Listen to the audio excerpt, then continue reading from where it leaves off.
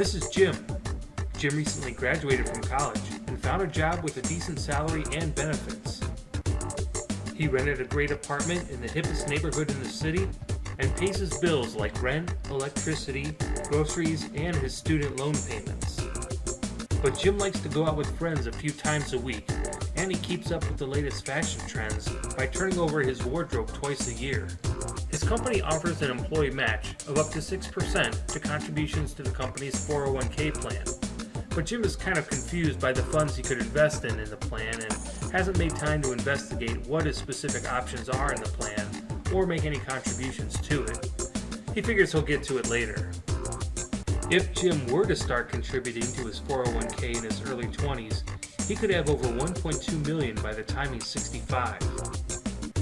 Over the years though, Jim forgets about his 401k as he allows other priorities to catch his attention. First, he decides to buy a new car, even though he uses public transportation to get to work and can walk most other places he needs to go.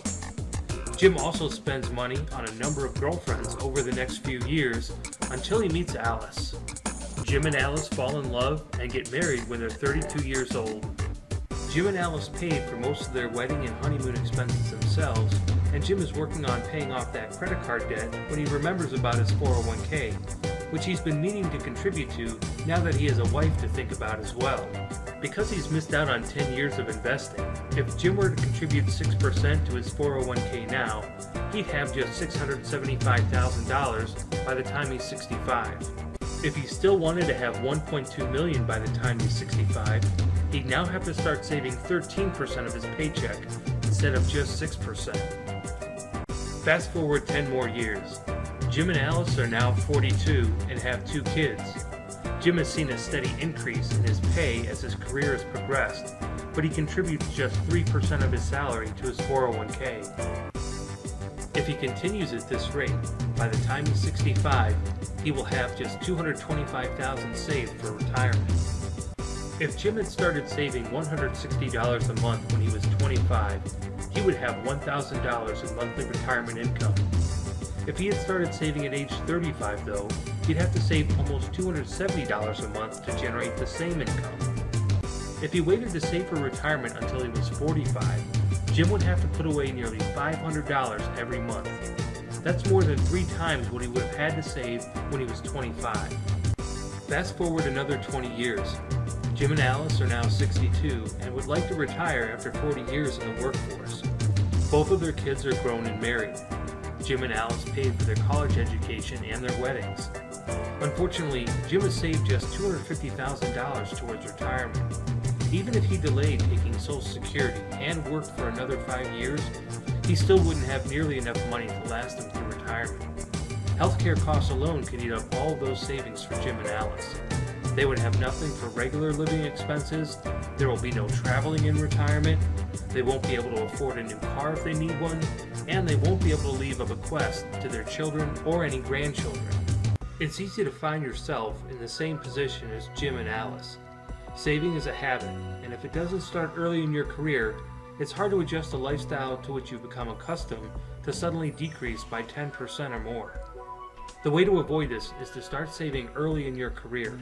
The longer you wait to start saving, the more you have to put away later. At a minimum, Jim should be saving 6% of his salary pre-tax. This allows him to realize the full match his employer offers. He also needs to accept that certain sacrifices he makes now will yield significant returns later. Buy a used car rather than a new one. Limit yourself to one night out with friends each week.